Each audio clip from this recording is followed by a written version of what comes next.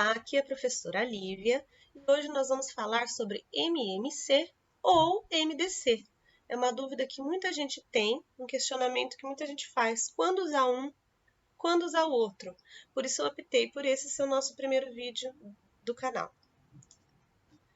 Horácio, coloquei aqui o desenho do Horácio do Maurício de Souza, que é para homenagear um grande ídolo da infância. Horácio quer comprar parafusos do tipo A, que são vendidos em pacotinhos com 8 unidades. O do tipo B, que são vendidos em pacotes com 12 unidades, e o do tipo C, que são pacotes de 15 unidades.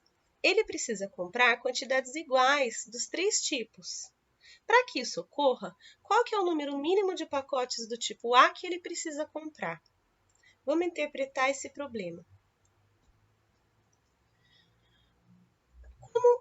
Quando saber como usar o MMC, o MDC, ou quando você estiver fazendo uma prova, eles não vão dizer, essa prova é sobre MMC ou MDC.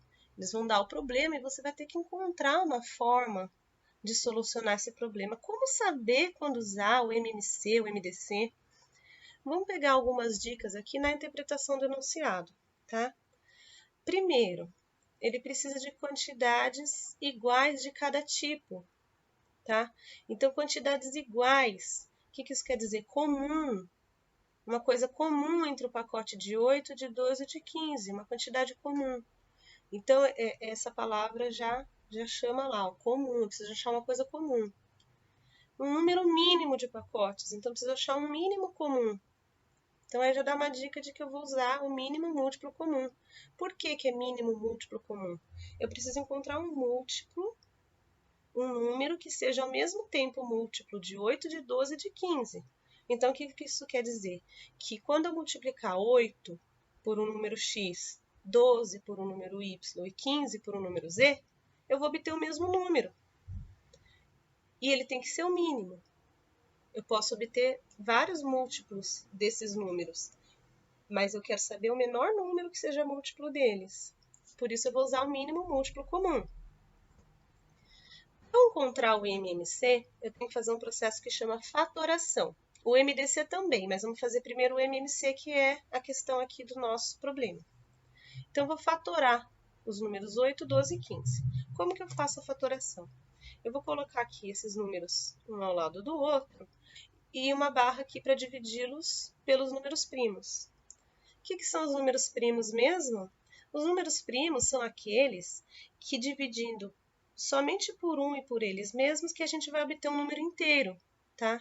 O número 2, ele é o único primo par, porque números inteiros antes dele é só um e ele mesmo. Então, ele é par, mas ele é primo, porque ele vai ser dividido só por um e por ele mesmo. Os outros números pares, todos são divisíveis por 2, então eles não podem ser primos, tá? O número 3, ele é primo, porque ele é divisível por 1, mas não é por 2, e é divisível por ele mesmo. O número 5 é a mesma coisa, ele é divisível por 1, mas não é por 2, nem por 3, nem por 4, só por ele mesmo. E assim por diante. Eu escrevi aqui os primeiros números primos, porque a gente vai ter que usá-los na ordem para fatorar. Eu vou começar com o número 2. Só vou para o 3 quando eu não puder mais usar o 2. Então, vamos lá. Coloquei o número 2 aqui. Todos os números que forem divisíveis por 2, eu vou colocar o resultado embaixo. Então, aqui no caso, o 8 e o 12 são divisíveis por 2. Vou colocar o resultado aqui embaixo. O 15 não é divisível por 2, então só vou repeti-lo ali. Ele vai aguardar um pouquinho. Ainda dá para usar o 2? Dá, porque o 4 e o 6 são divisíveis por 2. Então, eu vou colocar novamente o número 2 e o resultado embaixo. Ainda dá para usar o 2. Vou colocar novamente o 2. A fatoração do número 8 aqui eu já finalizei porque eu cheguei no número 1. Acaba quando chega no 1. Então, agora eu vou partir para o número 3, porque o número 3 e o 15 não são mais divisíveis por 2. O próximo primo é o 3. Vou colocar lá o número 3. Fiz a divisão, acabei também a fatoração do número 12, só me restou o número 5. Não é divisível por 3, eu vou para o próximo número primo, que é o próprio 5. Coloquei o 5 lá, terminei a fatoração de todos os números. Agora, o que difere no cálculo do MMC para o MDC? Nesse exercício, eu vou fazer o do MMC e depois eu vou colocar outros exercícios explicando o MDC. O MMC, para eu encontrá-lo, eu vou multiplicar todos os números usados aqui na fatoração. Não importa quantas vezes ele apareceu, eu vou multiplicar todas as vezes que ele aparecer. Então, eu vou fazer 2 por 2 por 2 por 3 por 5. O resultado dessa multiplicação é 120. O que é o 120? É o número de parafusos de cada tipo que o Horácio vai comprar. Então, ele vai comprar 120 parafusos A, 120B e 120C. É o múltiplo comum desses números de unidade, de pacotes, para ele não ter que desperdiçar nenhum parafuso. Para eu achar o número de pacotes, se ele tem que comprar 120 parafusos e cada pacote vem 8 parafusos, eu vou dividir 120 por 8. Então, dividindo 120 por 8, eu vou obter o resultado 15, que é a resposta do nosso problema, alternativa E, número 15. Se eu quisesse saber quantos parafusos do tipo B e do tipo C ele ia precisar comprar, é o mesmo processo.